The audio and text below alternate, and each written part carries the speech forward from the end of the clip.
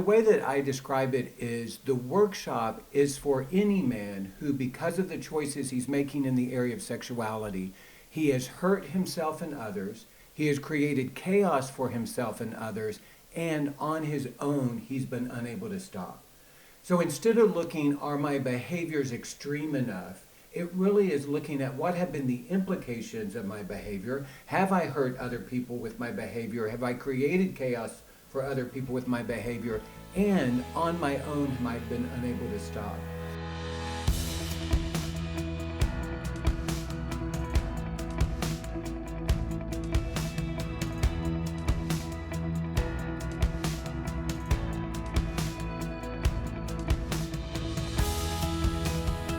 Welcome to the Faithful and True podcast. We have a special show for you today.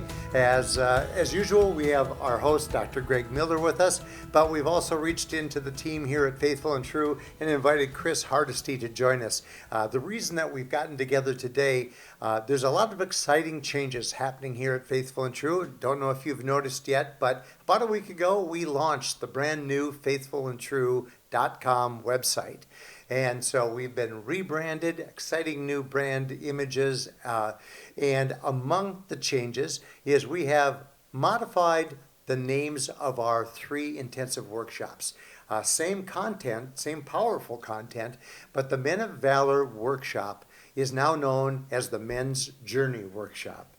And Greg, you're going to tell us a little bit about the history. Absolutely. And we also let's be honest, we stole that name from the Women's Workshop because they were first the Women's Journey Workshop. Those clever women. Yeah, and what we realized was we want people to understand that this really is a journey. You know, one of the questions that we get pretty consistently is, like, how effective is the workshop? You know, how many people remain sober? And really, it's up to the person. We want to provide them with good instruction. We want them to have good information at the end of it, a good experience. But it really is about their capacity to implement the information that really makes a difference. It's kind of like going to a cooking class and learning all about cooking while you're there. But when you get back, you don't follow the recipe, you don't use good ingredients, so it makes sense that it's not going to be a good meal. Right. So we want to cast the vision of what is possible, and we also want people to understand that this really is the journey that you are on. And the more that you engage the journey, the more transformation there'll be. Right. And this has been a journey for Faithful and True as well, because this goes back to when our founder, Dr. Mark Laaser, first brought his teachings in the form of a workshop to offer to men. And it's been no other way to say it, but highly successful and effective. Well, and part of the history is, Mark himself went to treatment and was a part of a 30-day program. And he would say what a significant and transformative experience that was. But as time progressed, that 30-day treatment experience became less and less available for people, either because of time restraints or financial restraints. And as insurance was paying for less of it, it became more of an out-of-pocket experience.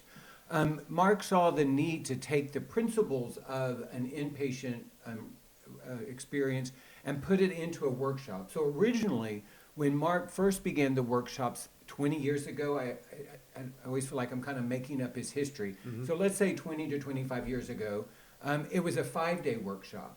And then over time, he began to edit it. So when the Faithful and True Center opened here and they began to do workshops here in Eden Prairie in 2005, it became a 3-day workshop. Mm-hmm. And so that's the format that we've been working with.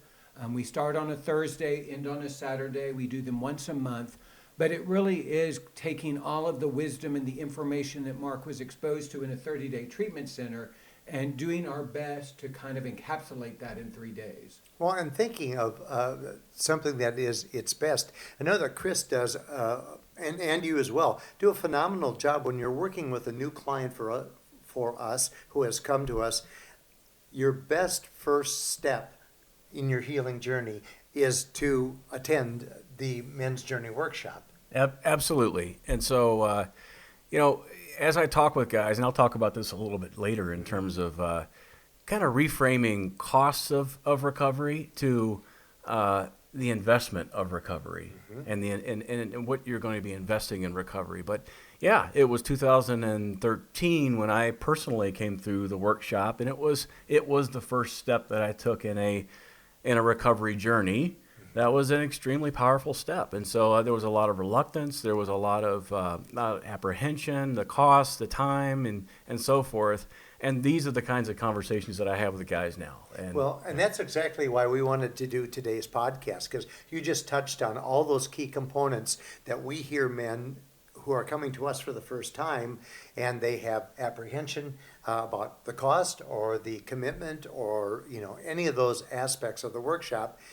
So we thought today would be effective if we would do a session with Greg and Chris where they're going to answer for you the most frequently asked questions that men have when they contact us about the Men's Journey Workshop. One thing I would add is one of the questions I get is kind of what difference can 3 days make? It's almost like for some people, the 3 days isn't enough, that they feel like they're needing more. And kind of the image that I use is if you are wanting to remodel your bathroom, you can work on your bathroom once a week for an hour, and you're going to make progress, but in that time you're going to get discouraged because the progress is going to be slow. But if you set aside a weekend to work on your bathroom, you're not going to finish, and yet at the end of those 3 days, you're going to have a clearer sense of what needs to be done next to finish up the bathroom. Plus, in those 3 days, you're going to make enough progress that it feels hopeful rather than discouraging. So for those men that are maybe questioning, is it enough? We can absolutely say that if you come open and expectant and willing to continue the work after you leave, absolutely 3 days is enough. Well, and that's a very valid point, Greg. What is it that you say to the equivalent?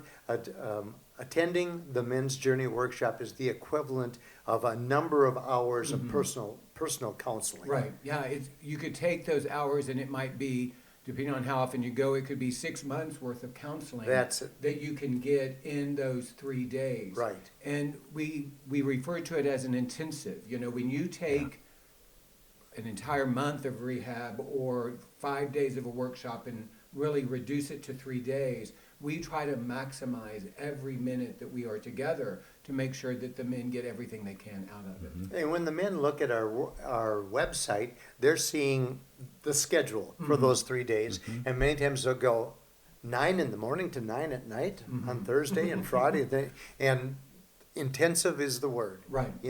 because you cover a lot of material, you dig deep into their story and into understanding all of the various components of addiction. And so let's get into the questions good. that Sure. we hear most often You from bet. these men. Appreciate you guys to be here for this today. Greg, we have a common question that we hear is that men say, I hear a lot about the idea of sex addiction, but I don't think I'm a quote-unquote sex addict. How do you know that the workshop is a good fit for me? Well, I can confirm that that's one of the most popular questions that we get. As the director of the men's workshop, I talk to a lot of men, and that's that question, is the workshop for me? And the way that I describe it is the workshop is for any man who, because of the choices he's making in the area of sexuality, he has hurt himself and others, he has created chaos for himself and others, and on his own, he's been unable to stop. So instead of looking, are my behaviors extreme enough, it really is looking at what have been the implications of my behavior. Have I hurt other people with my behavior? Have I created chaos for other people with my behavior? And on my own, have I been unable to stop? The other thing I say to men, and this is the way that we open, is it's not our job at Faithful and True to convince someone that they are a sex addict. That's the language that we use. We have found it incredibly helpful because in the context of addiction, you can also talk about recovery. But many of the men come not using that language. They may refer to this as their sin problem, a lust problem. They may refer to it as unwanted sexual behavior. Clinically, it's known as sexual compulsivity. So whatever language they use, that can be helpful for them. But many times what I say is whatever language you use, it's important that whatever it is, it causes you to take this issue seriously, and it also acknowledges the complexity of it. So we're not going to work to try to change your language. We're going to explain why we use the language we do, but we want you to set up to use the language that's helpful for you.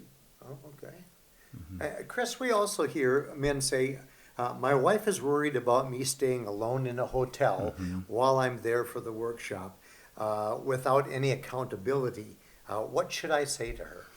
Well, I think we want to acknowledge first that this can cause a lot of chaos for a wife and maybe even for an attendee as well. I've had guys mention that they are concerned about being in a hotel multiple nights and so forth. We are going to, right out of the gate, talk about community. We're going to talk about accountability, what that looks like, why it's important, how the guys can support one another outside of the workshop in the hotel, which happens frequently. The guys are going to be in contact with one another, hopefully, just supporting each other that first night and subsequent nights as well. And I think it's important, too, to think about maybe letting someone know you're going to be at the workshop before you come. And that a lot of the guys we work with know people who have already been at the workshop, right? Sure. Or they've got people in their accountability circle already someone who they trust back home who maybe they're willing to say, yes, I've been to the workshop. And so there can be an opportunity there for some communication around, well, when I'm back in the room, I'll give you a call, or would you please call me at 10 o'clock tonight, or whatever, that sort of thing. And so there just really are a lot of ways to keep a guy safe and sound while he's here at the workshop in the hotel. Great. One thing that I would add is one of the reasons that we do it the way that we do it is it allows the men to kind of moderate their own cost. So if someone has points that they have through a hotel system, they're able to use Right. that, because we want to acknowledge that cost is a factor. The other thing is we also want men to be wise and safe. So one of the things that we do is if a man would like to stay with someone, if they would like a roommate, they could call the office and say, hey, I've registered. If someone else would like to share a room, that's certainly a possibility. We also know guys that invite someone from their community back home just to come and be with them over the 3 days. The other man may or may not be attending the workshop, but there are some strategies, and this is one of the principles that we teach, is that you are responsible for creating your own safety. So do what you need to do in order to be safe. Well, that leads right into the next question, Yes. Greg. And the next question is, we hear from men, should my wife come along when I come to the workshop? My first reaction would be probably that would not be the best option. Because of the intensity of what we're doing and the fact that so much of your time is in this community of men, that really there are other options. Plus, many times there can be so much kind of challenge and chaos early on in recovery that if a husband and wife are trying to navigate the workshop together, that can kind of perpetuate some of that anxiety. And so we want men to feel as safe as they possibly can while they are here. And we certainly understand that the wife may want to come out of concern or care. Maybe some of it's her own anxiety. Maybe some of it is really for supporting the man. But we do think that for this, the focus needs to be on his recovery and not necessarily on the relationship. And in fact, we give coaching to the men on even how to have conversations with their wives while they are at the workshop, so that those can go as well as they can and be productive. Okay, all right, that makes sense. Chris, we also hear men ask us, will I have the opportunity for one-on-one counseling while I'm at the workshop? Sure. Well, this question is on the right track, because I think there's a place for one-on-one. There is a place for one-on-one counseling in the recovery journey. But I like to think of the recovery journey really in two big parts. One part, the first part being discovery, and the second part being the actual recovery. And so I like to think of the experience at the workshop as we're in discovery mode here. We're learning about the process of addiction. We're learning about the process of recovery. We're learning a lot about ourselves. We're just learning a lot of things and discovering a lot of things. And so we do make ourselves available for a quick sidebar conversation or a quick question. It's pretty common. But we're not going to be doing dedicated one-on-one counseling while the guys are here at the workshop. So, also part of this is the discovery that you make at the workshop, this critical mass that you develop here at the workshop of discovery. The idea then is that you can take that into one-on-one counseling either here at Faithful and True, which we'll talk about shortly, or you can take that back home with you. And so we're giving you this this discovery process that can kind of launch you into your own recovery process. That seems to make sense. What's also true is even though there's not one-on-one counseling, we do create small groups, and in those small groups, each man has an opportunity to share his story, and we have a tool that we use to help facilitate that. And so there is a directed time where the man gets to show up with The his focus is experience. on Yes. And so it may not be in a one-on-one counseling setting, it's in a group experience. But for the man who is wanting to know more about his own story and experience, we still provide that. It's just in a group context. Yeah. Yeah. Greg, are there any prerequisites required before attending the workshop or faith-based requirements? Not at all. In fact, I get this question a lot. Is there something I should read? Should I prepare in some way? And we really just want to invite men to show up where they are. You know, we don't want them to feel like there's all this pre-work that they have to do. There's no homework. Right, there's no homework, and so just showing up and being ready. What's also true is a lot of men that come, they are fresh in recovery. It's not uncommon for a man to be exposed and to have his story told a weekend before, and then the next day he's signing up for the workshop, and then the next day he's on a plane. And so for those men that are coming last minute where they've had no time to prep, they're going to be welcome. And there are also men that have been in recovery for a while and they have more information. Maybe they've read some books. So we really want to create a community where wherever you are welcomed. Whatever resources, whatever support you have, all of that is welcomed here. And if you show up fresh, you've not read a book about recovery, you don't have any community, any resources, you are welcomed also. And the thing about the faith component, what I often tell the men is for those of us who lead, our faith is very important to it, and it is integrated into all that we do. And we also want to create a significant amount of space for men to be wherever they are on their own faith or spiritual journey.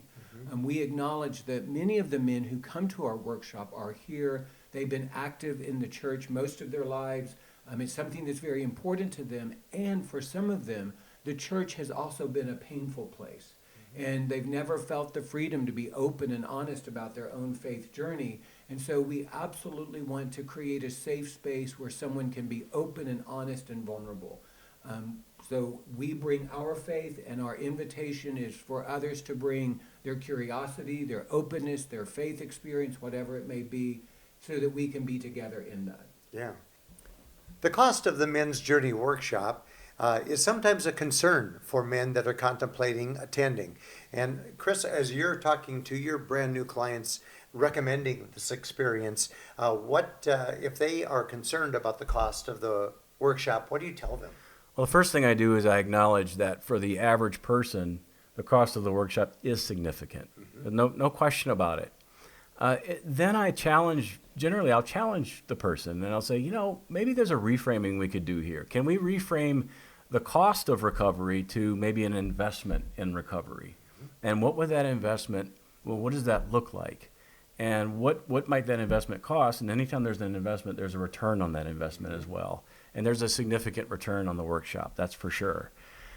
Another thing I challenge the clients on is, what is the cost of not engaging in recovery? What is the cost of not doing this workshop?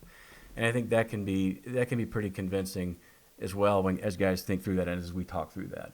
But just practically speaking, I mean, for Faithful and True, there are a lot of costs involved in putting on a workshop like this, right? We've got this beautiful venue, we've got material costs, costs of leaders and small group leaders as well. So there's just a lot of cost involved in putting together a quality workshop. And I think one other piece here too is that this workshop has been, it's not just the logistics around putting on the workshop and the people involved, but it's also the experience that goes into the workshop. Right. So we've been doing this for years, right? And each time we have a workshop, we refine the workshop based on our experience. There's research that goes into the workshop. I mean, we really do try and provide an experience that is current as well in terms of the latest research and so forth. And so all of that goes into the cost of the workshop. And we have to just frankly, there's never a guy that's come back to me and said, Chris, it wasn't worth it. Right. Yeah, Exactly. Guys are always coming back and saying, I'm glad you told me to go to the workshop. It was definitely the right first step. That's kind of the proof is in the pudding, because you're right about that. We never hear somebody after the fact come back to us and say, gosh, it Never. wasn't the value I was looking for. Yeah. One other thing that I have heard is when men have done research of other programs and other opportunities, maybe they have looked at some inpatient experiences or other support out there, that it really is cost effective, that we're right in line with what other organizations charge, and in some cases we're even below that. So if you know more about what it costs to do something like this, then the more comfortable you can be with the cost. Yeah. Right. Now, we tried to make it clear on the website, but we still get the question, who's leading the workshop?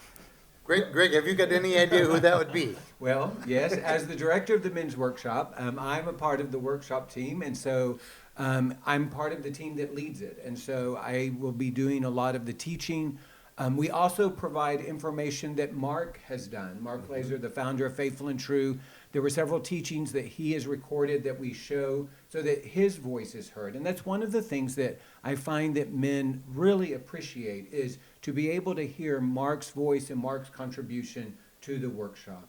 And then Chris is a part of the teaching team also, so he shares. So what's interesting is what we've tried to do is to create an experience that still reflects who Mark is and who Mark was, as well as personalizing it to who the leadership is now. And then there are several from the Faithful and True staff that lead small groups. Like I said earlier, each man is placed into a small group. He'll be a part of that. And so we have small group leaders that come from the Faithful and True team. And those small group leaders all had the privilege of being mentored by Dr. Mark Laaser. At one time or another, you spent considerable time with Mark, learning Mark's teachings, and it really shows in how these small groups are led by our people. Right. Very And proud about that. I've never done this, but if we were to put together and add up all of the years of recovery that are represented by the leadership team, as well as all of the years of experience, it would be pretty significant. Yeah, that's for sure. I think one thing I might add there is that we are teaching concepts from, we're trying to keep Mark's voice alive and teaching those concepts and so forth. But Greg, you alluded to this. We're the folks who are teaching, we're teaching often out of our own story as well. And so in so many ways we've been there. We understand, we can relate to the guys, we've been there, and there's Chris, hope. that point is so powerful when men realize that they're going to be working with, taught by men who have walked in their shoes. It's quite compelling to them, rather than thinking that, well, what kind of background does Chris have? Well, he's walked in your shoes. Yeah. He has been mentored by Dr. Mark Laaser himself, and it's like you and your wife Elizabeth. We refer to you guys as like the poster couple for Faithful and True, because it's such a success story. You came to us, as so many couples do, broken. You went through the Faithful and True program. You worked your program. Your healing journey is nothing short of inspirational. So to have you leading a group and having you help Greg with the teaching is a powerful thing for them. That's good. Yeah.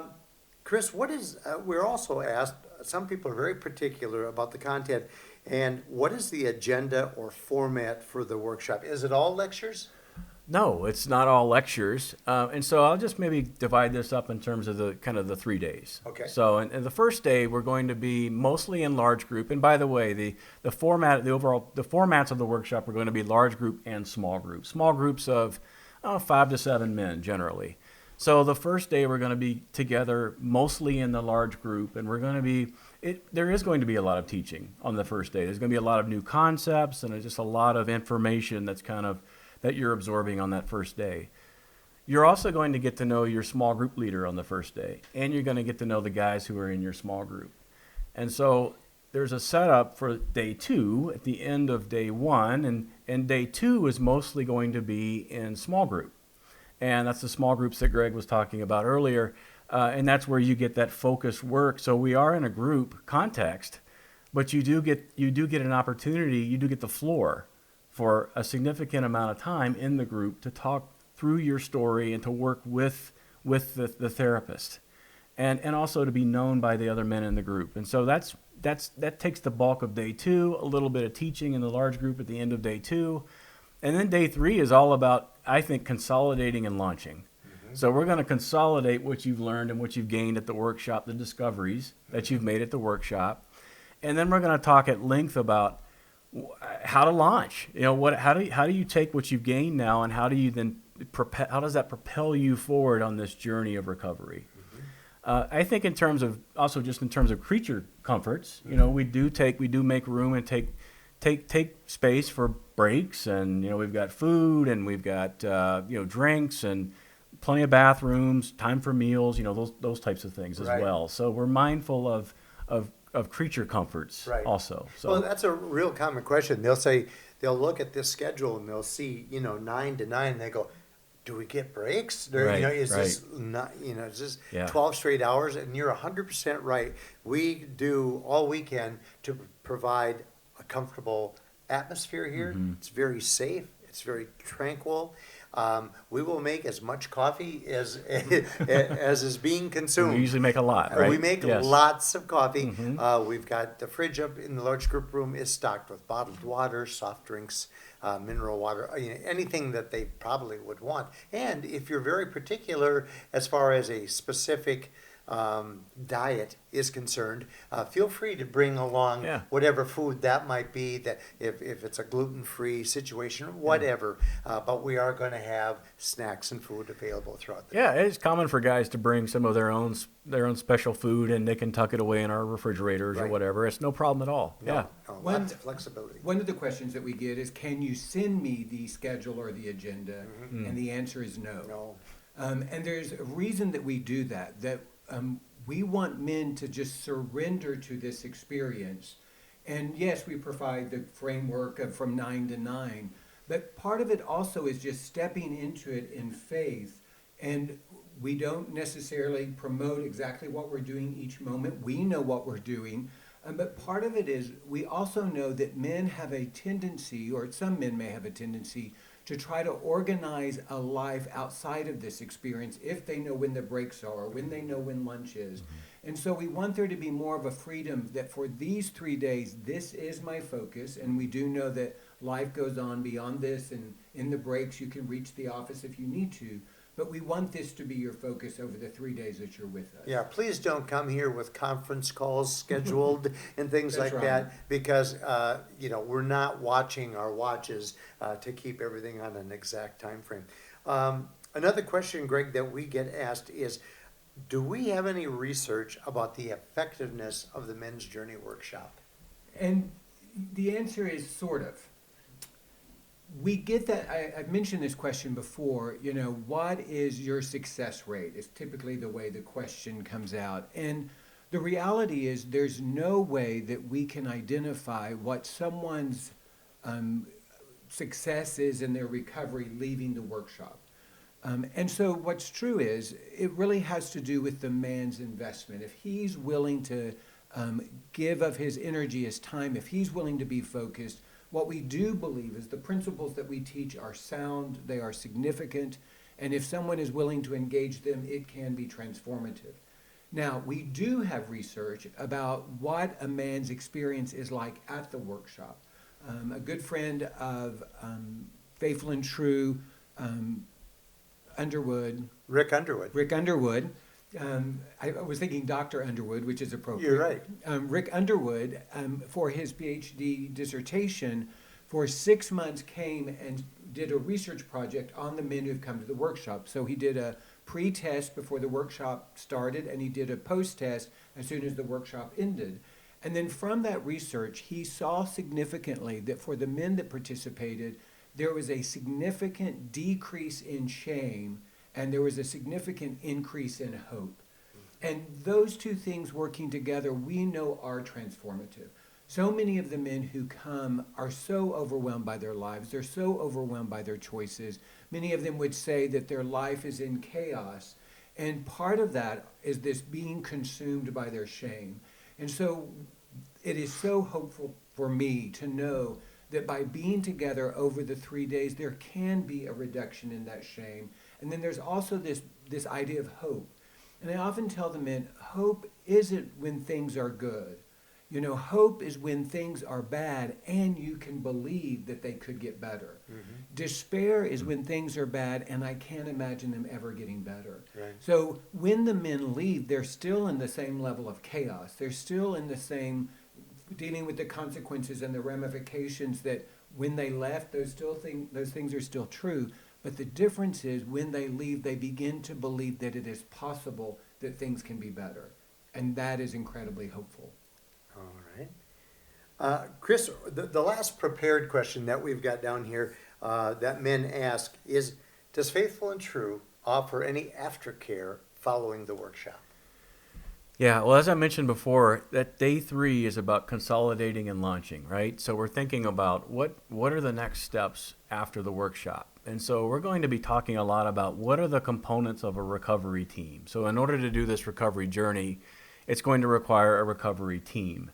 Now, we like to encourage guys, you know, in that we can provide aftercare at Faithful and True, or they can, you know, kind of find their own aftercare wherever they're they go from. home. Yeah, Right. either way. So they have options. And what's true is Faithful and True does have aftercare options, right? So we do individual counseling with folks. We do therapy groups here at Faithful and True, and we have an array of resources as well, like Right. the podcast, books, workbooks, those types of things.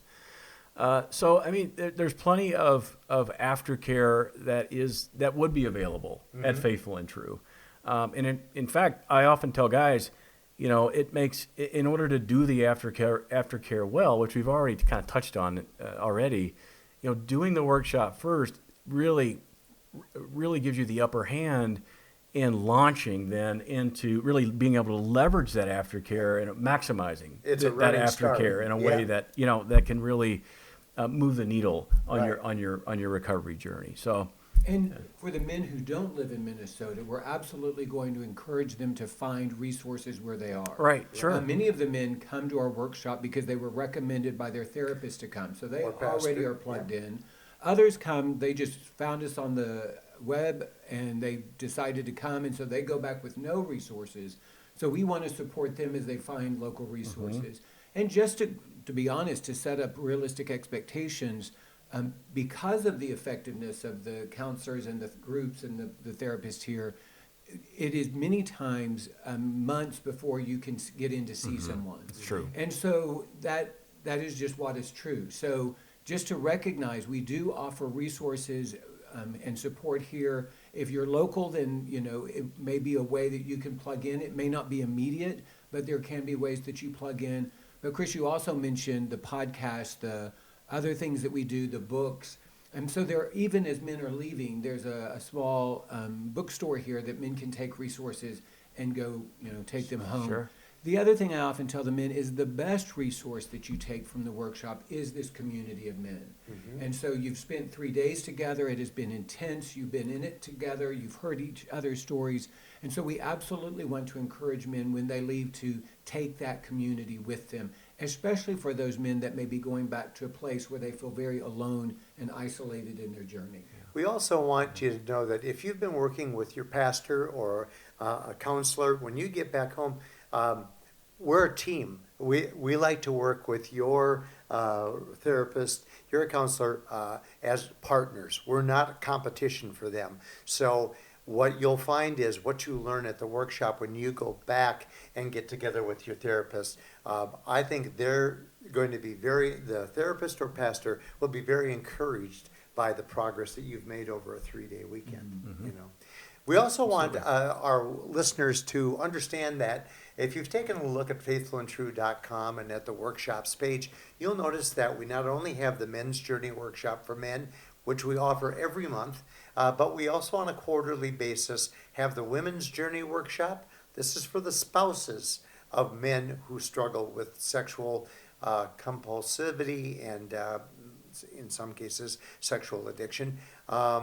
It's support for those women, and it's a very effective event as well. And then on a quarterly basis, we also do the Couples Journey Workshop. And that is a powerful relationship building, intimacy building 3-day workshop. So take a look at those additional workshop options if they can be a benefit to you. We want to thank you for joining us today. We hope that the questions that Chris and Greg have answered are helping you make your decision. We'd like, if you've been struggling with any of these issues, we encourage you to register for the Men's Journey Workshop, and we hope to be seeing you soon. Until then, we hope that this coming week is going to be a week for you that's filled with many blessings and great vision.